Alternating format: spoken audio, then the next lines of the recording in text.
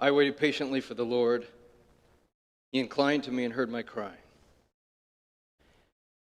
He drew me up from the desolate pit, out of the miry bog, and set my feet upon a rock, making my steps secure. He put a new song in my mouth, a song of praise to our God. Many will see and fear and put their trust in the Lord. Well, good morning, everybody. It's good to be back here with you. It's always a treat to come back and visit. Let me give you just a little inside baseball as to what kind of goes on, and at least for my mind as preparing for sermons. I was told about, or asked to preach here a few months ago, and so I've been thinking about it and praying about it for a little bit. And usually one of the questions that I like to ask in preparation for preaching is what is God doing in my life? What is God doing with me right now that He's asking me to share? There's this quote that Austin, in our conversations, has brought up to me numerous times, and it goes like this. It says, what is most personal is most universal. It just simply means that in attempts to talk to other people, talk to strangers, talk to whoever, usually the best way to reach out to somebody and communicate with them and connect with them is to just share what's truly going on. Because more often than not, we're going through very similar things. Even if it's a different, specifically, generally speaking, we're all humans. We all go through things. We all go through highs and lows. And I just have always loved that quote. What's most personal is what's most universal. And so anyways, I was asking this question, as I usually do. God, what are you doing in my life right now? What do you want me to talk about? Anything along those lines. And it was pretty clear pretty quickly, God wanted me to talk about trust today. It was something I was working on then and still kind of working on now. And the truth is I just don't have a very good relationship with that word. I don't know it very well. I've not come across it very often in my life.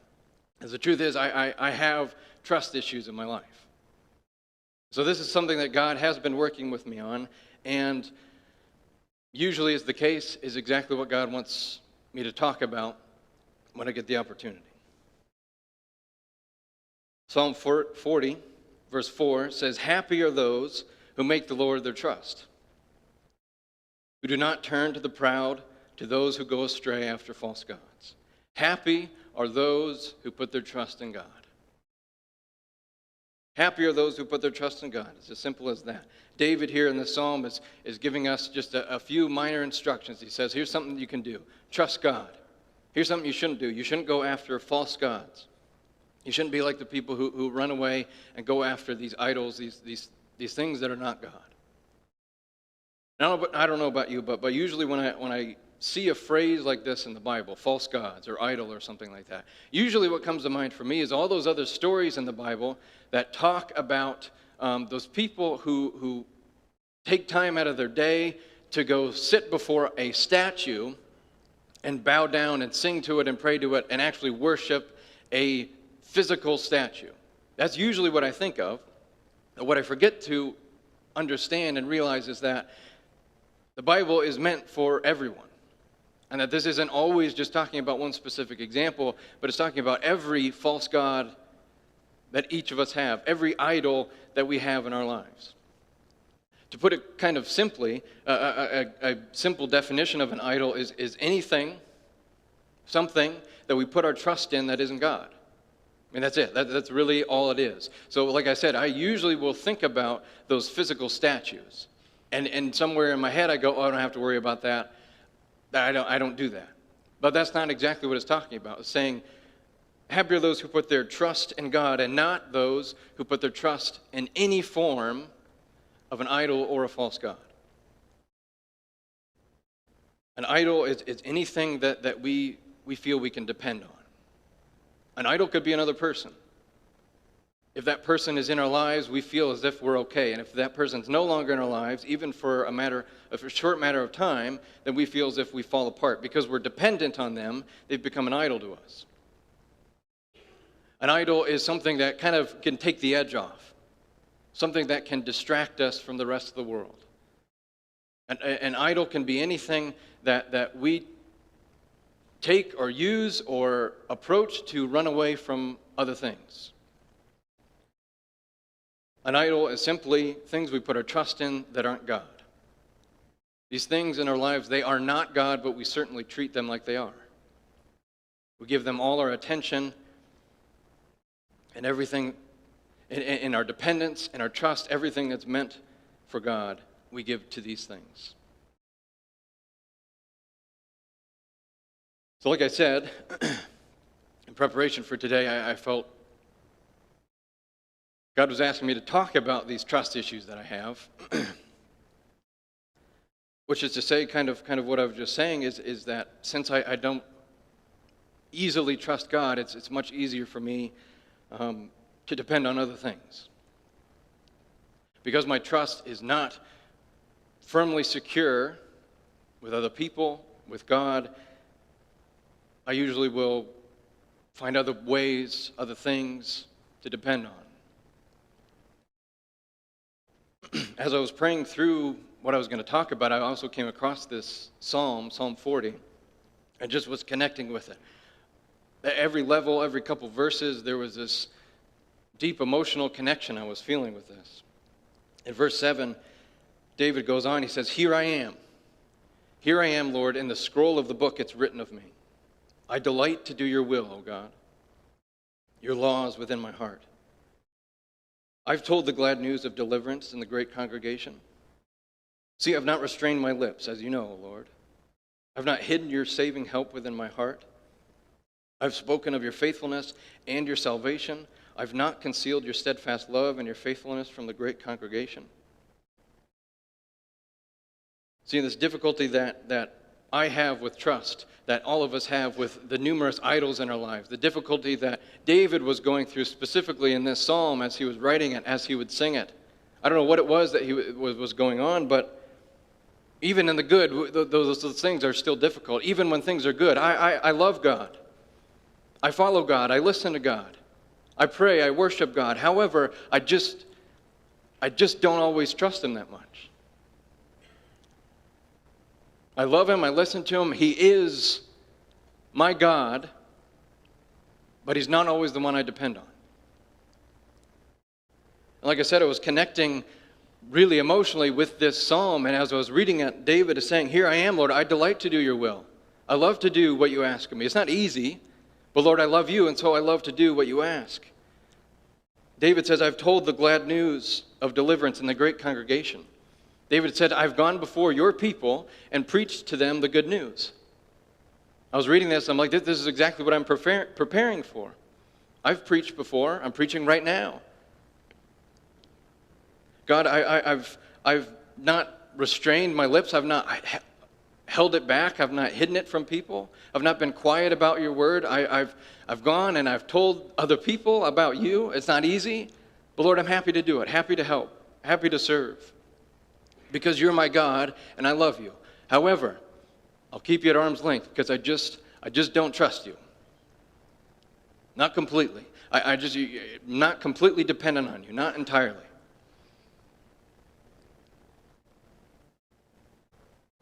And David goes on. Do not, O Lord, withhold your mercy from me. Let your steadfast love and your faithfulness keep me safe forever, for evils have encompassed me without number. My iniquities have overtaken me until I cannot see. They're more than the hairs of my head, and my heart fails me. God, I'm happy to help, happy to serve, happy to go into ministry, happy to do these things. It's not easy. It takes me outside of my comfort zone, but God, I love you. I want to listen. But I don't know. It's just trust. I just can't quite get there completely.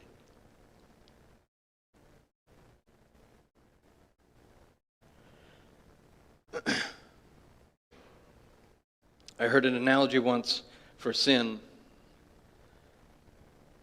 describing it as a spider and spider webs. The analogy goes that there's numerous sin in each of our lives, kind of like spider webs. And we can go and we can work and we can clear those spider webs away. But unless we address the root cause, the spider, then those same spider webs will just keep coming back again and again.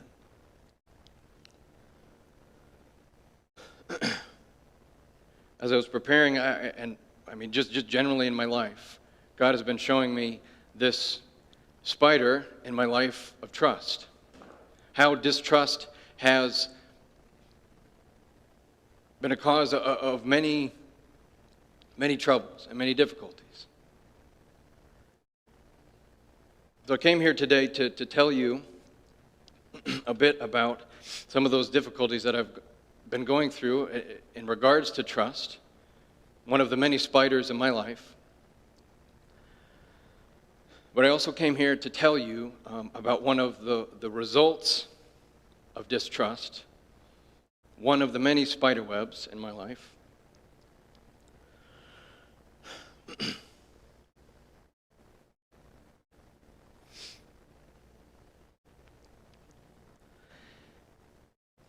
I came here to tell you today that my name is Peter McNaught, and I am addicted to pornography.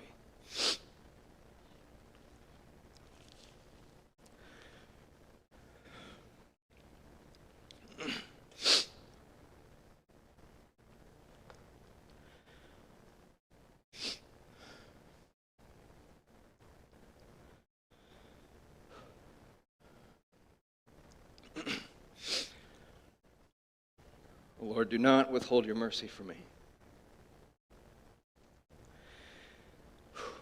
Let your steadfast love and your faithfulness keep me safe forever. God, for evils have surrounded me without number. My mistakes have overtaken me until I cannot see. They're more than the hairs of my head, and my heart fails me.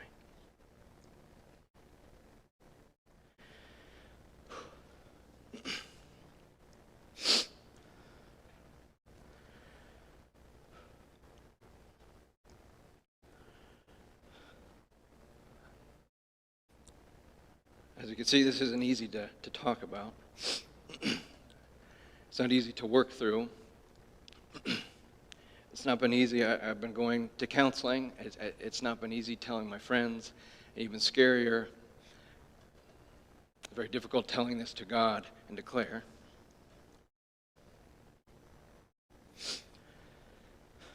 I read a book about this and about godly marital sexual health.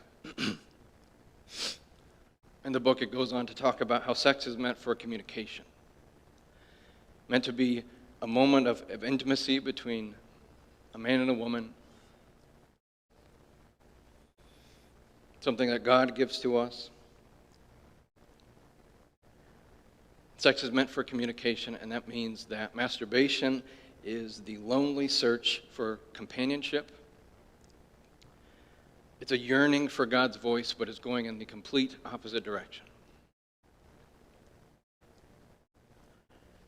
The book goes on to say that people may be addicted to this, and it might not be that simple, because along with this action, there may also be an addiction to isolation.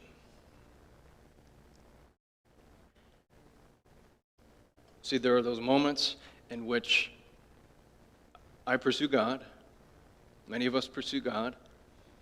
But for me, where my trust issues come into play, where there are those specific moments I should be pursuing God, instead I withdraw.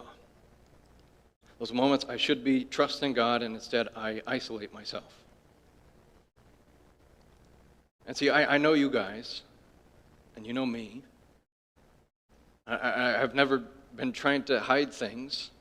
This is a temptation that's come up again recently in my life, after having victory over it for many years. But there are those moments that we have. We're broken people, and there's pieces of us.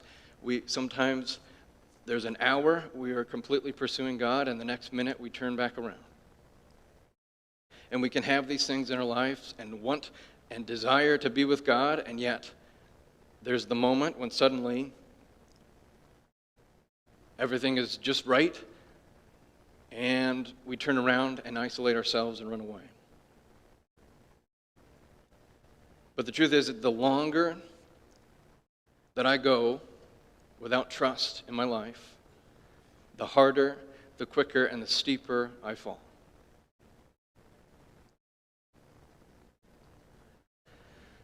And as much as I would love to keep this a secret, I came across a quote just this week that said, if someone is suffering, they have to handle their suffering or it will handle them. A couple weeks ago, I was at work and we were moving something, and I got a splinter in my arm. I didn't feel it at first, but later in the day, I didn't know what it was, but started to feel something and kind of grazed my arm. And the splinter, very small, but it made it about halfway. Half of it was in my arm, half was out. I brushed it and broke it in half. I didn't know if there was still something kind of lodged in there, but kind of assumed. For the rest of the day, I was checking on it and thinking about it, and finally when I got home, I got the tweezers out and was kind of looking. Still didn't really know if there was anything in there, but finally figured, yes, there was, and I knew I had to do some investigating. Now, the thing about a splinter is that it didn't make a huge gash on my arm. It's that it pierced it just enough, as big as it is, and didn't leave any other room. And so if you start to attempt to take it out, all you're really going to do at first is just push it in deeper, which is exactly what I did. Tried to go for it, and there was no extra room, so I just pushed it in. After just a few minutes, realized that in order to get this, I would have to do some extra excavating. Tear away the good and healthy skin that was already there, that was fine, that was not doing anything wrong. I would have to remove some of it in order to get rid of the thing that shouldn't be there.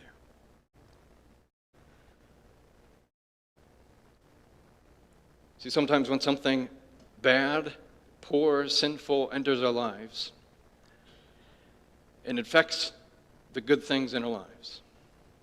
The things that still seem good to us, the things that still seem fine, but once that poor and bad thing has entered our lives, sometimes God has to not only remove the bad, but some of the good that it's infected as well. And the reason that God does that is because He wants to make everything brand new.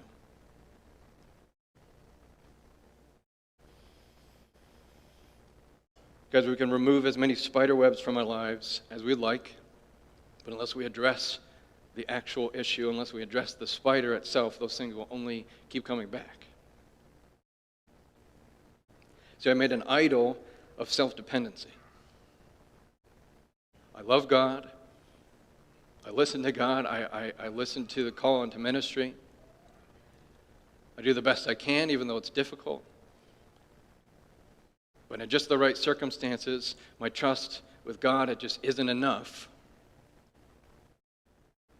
And as a result, here come all those old spider webs again. And here's the thing, I really, really want to tell you guys a bunch of sad stories that explain and justify my behavior. Well, this is why I don't trust people. And this is why it has led me down this path and why I do these things. And I think it's justified it to me most of my life. I have those stories. I think it would maybe bring some compassion, because my experience was that I couldn't trust other people. And why would I trust God? People just keep letting me down. I keep holding people at an arm's length. So why would I trust God? You see, God didn't do anything wrong. God's worthy of our trust. But I just kept avoiding it.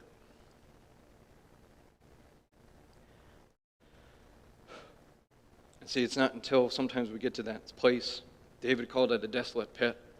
Some of us call it rock bottom. Until something changes. The truth is, I don't have an answer for today. I suppose if I did, then I wouldn't have to be sharing these types of things.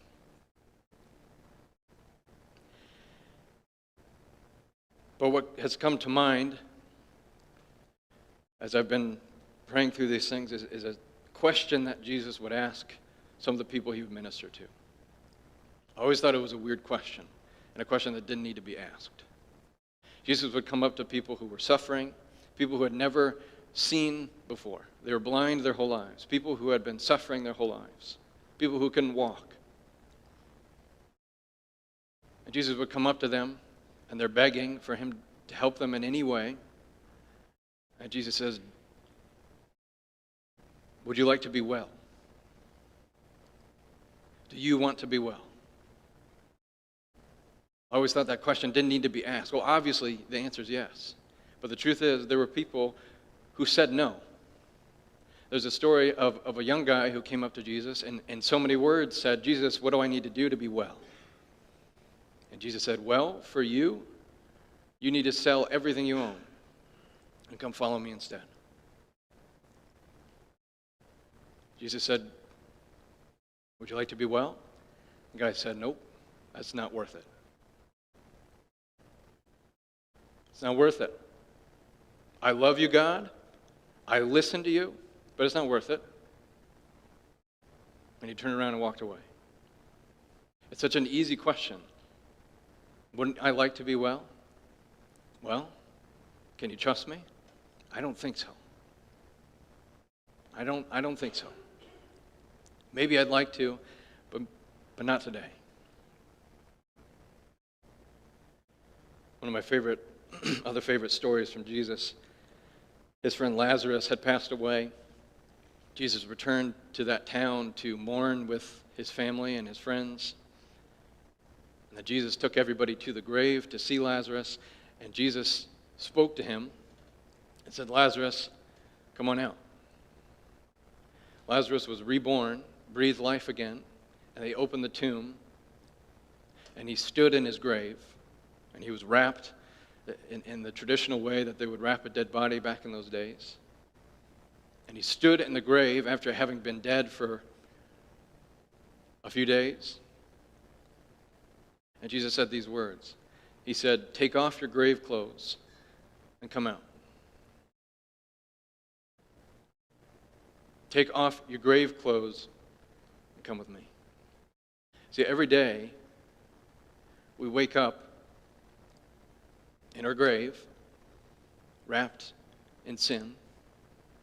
And every day, Jesus gives us the opportunity to leave. He says, all you have to do is remove it, leave it behind, leave it in the grave, and come with me. I know for a lot of us, a lot of our days, we've said yes. But for me, for many of us, there's that one spider, there's those many spiders that we just, every day, if that's the question, well, maybe God, I'll stick around for a little while. I'll keep the grave clothes on. They're familiar. It's not that bad. You kind of get used to it. But every day, Jesus says, if you'd like to live, instead of remaining dead, and take off the grave clothes and come with me.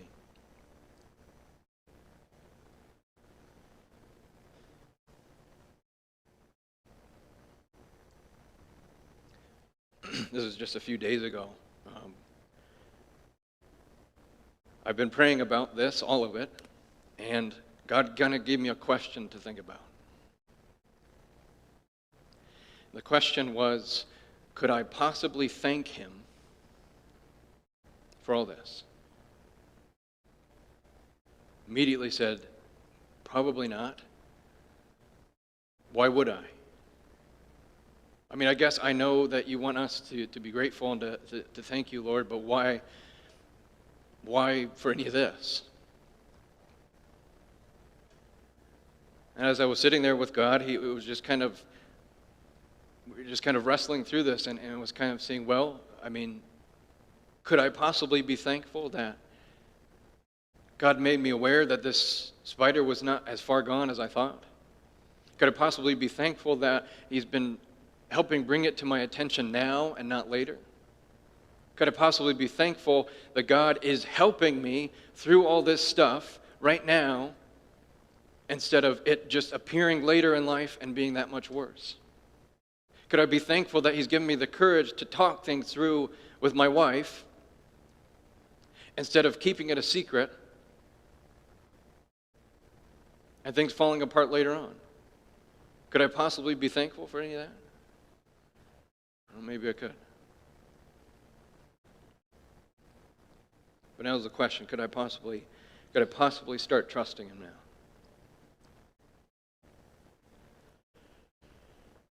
I'm going to invite the band to come on up.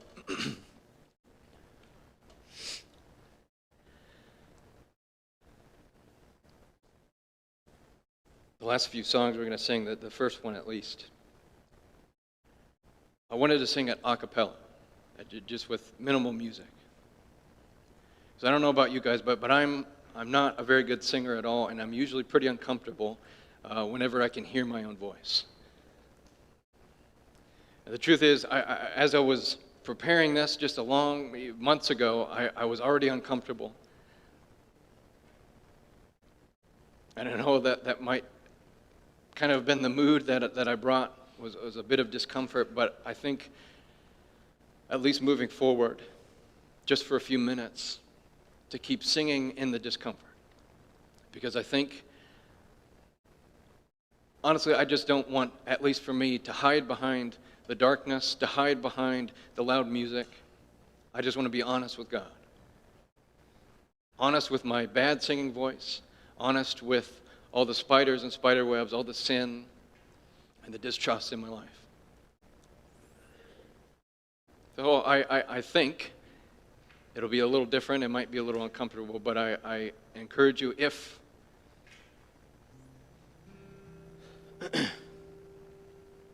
even if this isn't your struggle, I know there's something in which every day God says, would you like to be well? If you do, go ahead and take off those grave clothes. Put that thing, those many idols, leave them behind you, and they'll die. Leave those behind and come with me instead. And I know for many of us, a lot of days we don't say yes.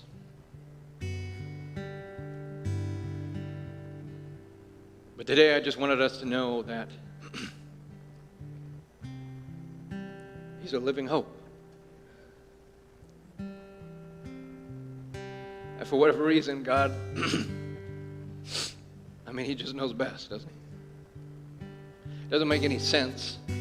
It's made sense my whole life to be self-dependent and to not give everybody my whole life because I don't want to be taken advantage of again. I don't want people to make fun of me. I don't want to be abused or anything. So why would I give other people myself 100%? Just feels like I'm setting people up. Setting people up to come down and sometimes I don't even know what I'm afraid of. I'm just scared.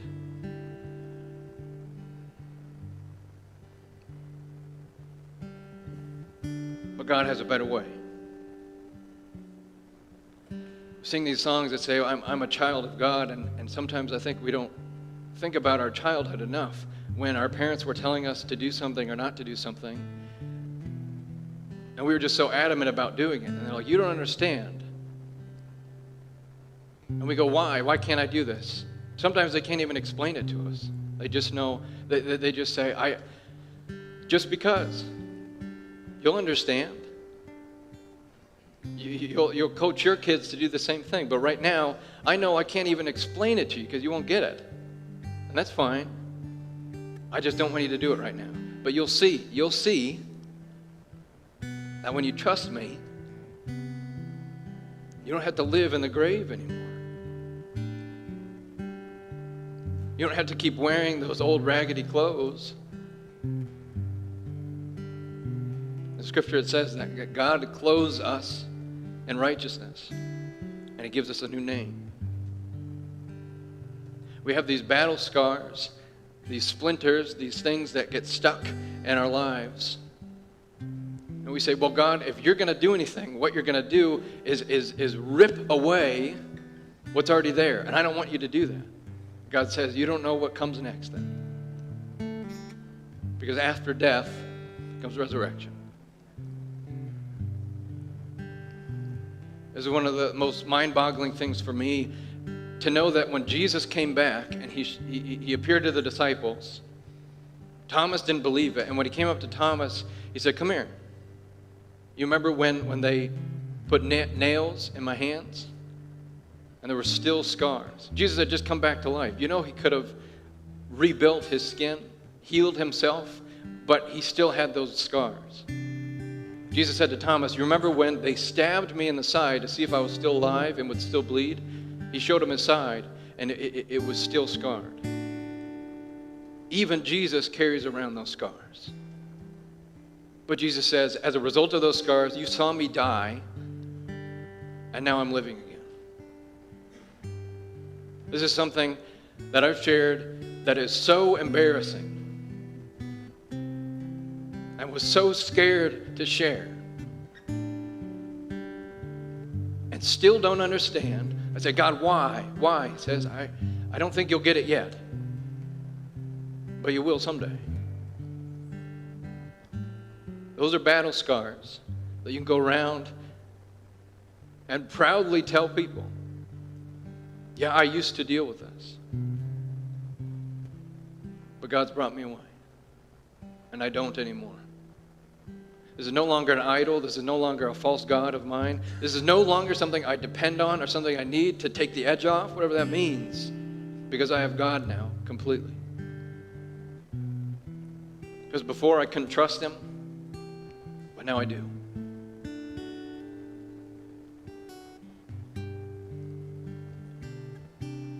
Sometimes we're at a rock bottom or in the desolate pit. But what we have to know, what we have to remember, is that after death comes the resurrection. Psalm 40, verse 13, it says, be pleased, O Lord, to deliver me. O Lord, make haste to help me. Let the enemy be put to shame and confusion. Let all those who seek to snatch away my life, let those be turned back and brought to dishonor, who desire my hurt. Let those be appalled because of their shame. But may all who seek you rejoice and be glad in you. May those who love your salvation say continually, great is the Lord. And as for me, Lord, I'm poor and I'm needy.